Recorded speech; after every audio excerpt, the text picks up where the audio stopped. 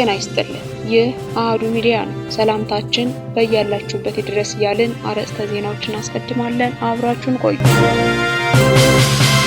በኢትዮጵያ 2.3 ሚሊዮን ዜጎች የስኳር በሽታ ታማሚ መሆናቸው ተገለጸ። በኢራን 2 ኢትዮጵያውያን የሰሩበትን ገንዘብ ተከልክለው በእስር ላይ መሆናቸው ተሰማ። የዓለም አብያተ ክርስቲያናት ምክር ቤት በአርሲ ለተገደሉት ክርስቲያኖች የተሰማውን ሐዘን ገለጸ። ለዚህ ቻናል አዲስ የሆናችሁ ሰብስክራይብ እና ላይክ ታደርጉ ዘንድ እየጋበዝን ወደ ዝርዝሩ እናልፋለን።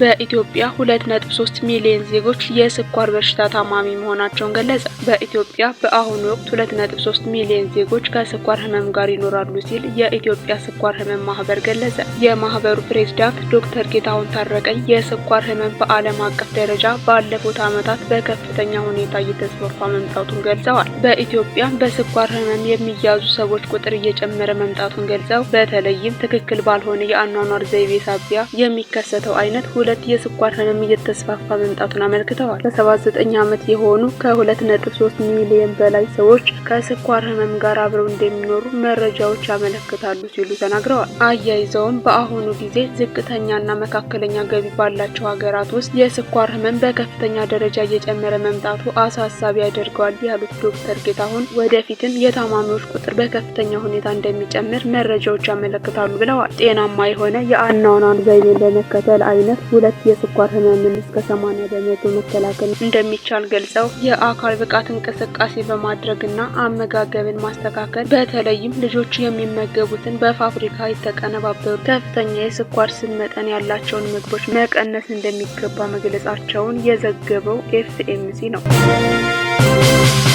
በኢራን 2 ኢትዮጵያውያን የሰሩበትን ገንዘብ ተከልክለው በእስር ላይ መሆናቸው ተሰማ። ዓለም አቀፍ የትራንስፖርት ሰራተኞች ፌዴሬሽን ባወጣው መግለጫ በእነዚህ ኢትዮጵያውያን ጉዳይ የተፈጠረው ችግር በአስቸኳይ መፍትሄ ማግኘት እንዳለበት አሳስበዋል። 2 ኢትዮጵያውያን በኢራን በተመዘገበው ኤፍቪ ዳርጋን 13 በተሰኘ አሳ ማጥመጃ ጀልባ ውስጥ ይሰሩ እንደነበር መግለጫ ጠቁሟል። በሙያቸው አሳ አጥማጅ የሆኑት እነዚህ ኢትዮጵያውያን በኢራን ውስጥ ባንዳር አባስ ወደብ ላይ ይህንን ስራ ለማከናወን የተቀጠሩት በዲሴምበር ወር 2024 እንደነበር ማውስቷል። በጀልባው ላይ ለ9 ወራት ያህል የሰሩ ቢሆንም ከዚህ ውስጥ የ9 ወር ደሞዛቸው እንዳልተከፈላቸው የጠቀሰው ፌዴሬሽኑ ክፍያቸው በወር $200 በመሆኑ በአጠቃላይ $1800 ሳይከፈላቸው መቅረቱን አስታውቋል። ኢትዮጵያውያኑ በዚህ ድርጅት ውስጥ የተቀጠሩበት ደሞዝ በራሱ በዓለም አቀፍ ደረጃ ለመርከብ ሰራተኞች መከፈል ካለበት ዝቅተኛው ክፍያ በታች መሆኑንም አስረድቷል።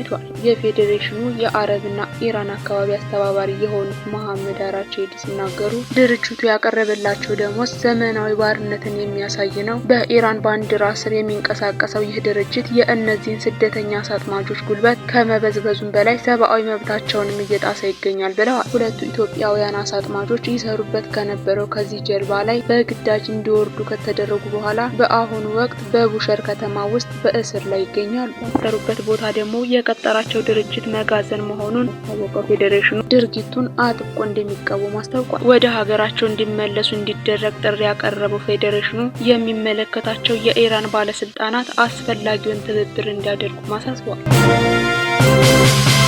የዓለም አብያተ ክርስቲያናት ምክር ቤት በአርሲ ለተገደሉት ክርስቲያኖች የተሰማውን ሐዘን ገለጸ። የምክር ቤቱ ዋና ጸሐፊ ዶክተር ጄሪ ፒላይ በዛሬው ዕለት ለኢትዮጵያ ኦርቶዶክስ ተዋሕዶ ቤተክርስቲያን በጻፉት ደብዳቤ በአርሲ ዞን ቢያንስ 20 ያህል የቤተክርስቲያኑ አባላት ላይ በተፈጸመው ጥቃት የተሰማቸውን ሐዘን ገልጸዋል። ዋና ጸሐፊው አጋርነታቸውን ለማሳየት ጭምር በላኩት በዚህ ደብዳቤ ይህ ትርጉም የለሽ የህይወት መጥፋት የሰላምን መጥፋትና ሁሉንም ማህበረሰቦች ለመጠበቅ የሚያስችል እርቀ ሰላም አስፈላጊ መሆኑን የሚያሳይ ነው ብለዋል። ጨምረውም በዚህ በሐዘን ጊዜ ከእናንተ ጎን እንቆማለን፣ በጥቃቱ የተጎዱትን ሁሉ በጸሎት እናስባለን፣ ጌታ መጽናናትን፣ ፈውስና ጥንካሬ እንዲሰጣቸው እንለምናለን በማለት አስታውቀዋል። የዓለም አብያተ ክርስቲያናት ህብረት ሁሉንም አይነት የአመጽ ድርጊቶች እንደሚያወግዝና ለፍትህ ለሰላምና አብሮ ለመኖር የሚደረጉ ጥረቶችን እንደሚደግፍ የገለጹት ዋና ጸሐፊው በዚህ የህመምና የሐዘን ወቅት ምክር ቤቱ ከኢትዮጵያ ኦርቶዶክስ ተዋሕዶ ቤተክርስቲያንና